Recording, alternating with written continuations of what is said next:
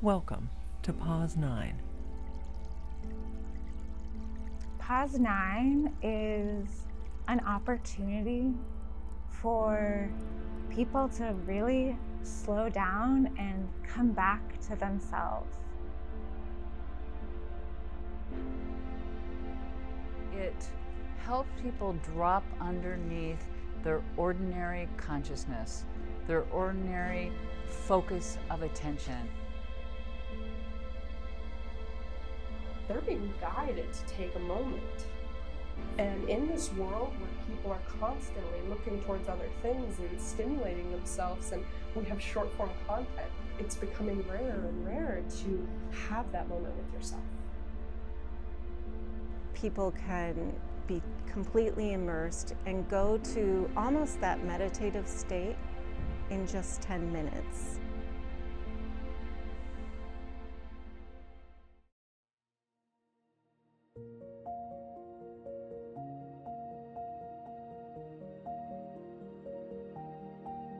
When they're in their VR experience, the virtual reality experience, you could feel, people were very engaged.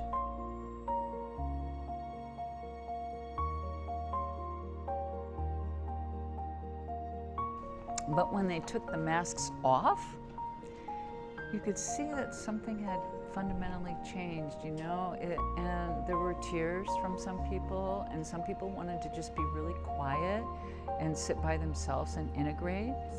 It was wonderful. I never imagined that these things would be possible, and to put a content in that guides you to some insights or to some confirmation on your spiritual journey. It was awesome. I've never seen something like that before. It was an eye-opening for certain things and certain feelings. Great, actually amazing. It's my first VR experience, so this adds to the wow.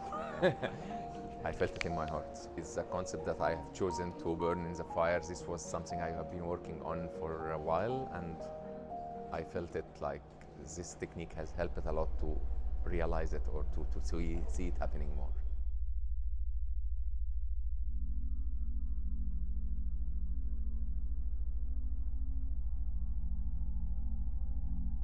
Coming to Egypt really made us get creative. In Minneapolis, we were in the middle of Mall of America, where we had a lot of distraction and noise. We had a different space, and with limited equipment, we were able to build something beautiful here.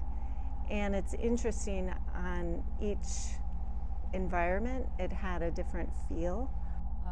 It was amazing. It's my second time actually. I've tried it with you in IEA Global Conference in Minneapolis in July. I felt even more immersed in it this time. The scenery was amazing. It felt so real. I kept on looking, like everywhere. I took more time actually because I was amazed by how things felt so real. In this space, we also had Sacred Engagement, which is a beautiful film, if you will, that's interactive, that also posed some very deep questions. Who do we think we are? And really question, who are we and what are the waters we swim in? The art itself was done in such a creative, new way that people could interact and they could see themselves moving within the shadows. The last edition with the screen, the movement screen, is amazing. That's great. It really integrates everything that has happened in the immersive experience itself, so I loved it. There were so many nuanced aspects of the art that all served a fundamental purpose of helping people go inside and experiencing themselves in a deeper way. It started with just playing. Actually, in the virtual reality, I created a kind of drawn 3D world of what the app might look like.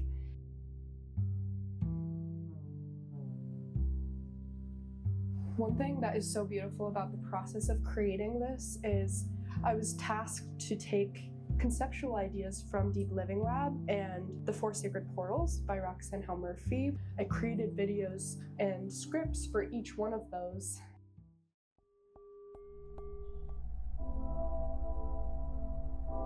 Take a breath. You are being held by the atmosphere. Here you are in the trust portal, where we learn to transcend our limitations. Today's teacher, the bee. This is deep connectedness. To be.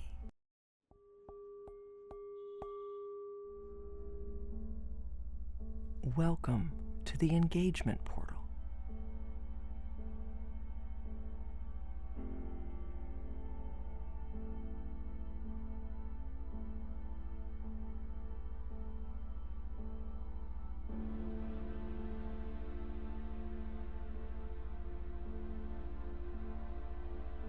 So for the art installation in Cairo, I made probably like 500 pieces of origami with 4 different shapes, one for each portal. And the process around it, or the intention behind it, was basically holding the energy of each portal while I was making the piece of origami for that.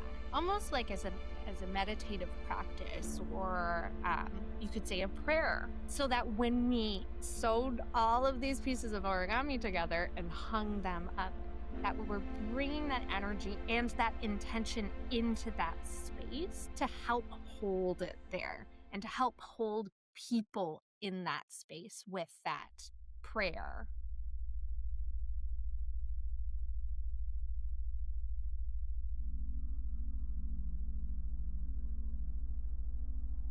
With so many people, it felt like they had experienced something profound, like their way of being in the world had shifted. There was such openness as people were coming out of the virtual reality experience. Being one of the people that greeted them and invited them into sacred engagement, I just felt so much love coming from all these people. Yeah, it was just beautiful and beyond words, because it was going beyond words. It was dropping into the essence.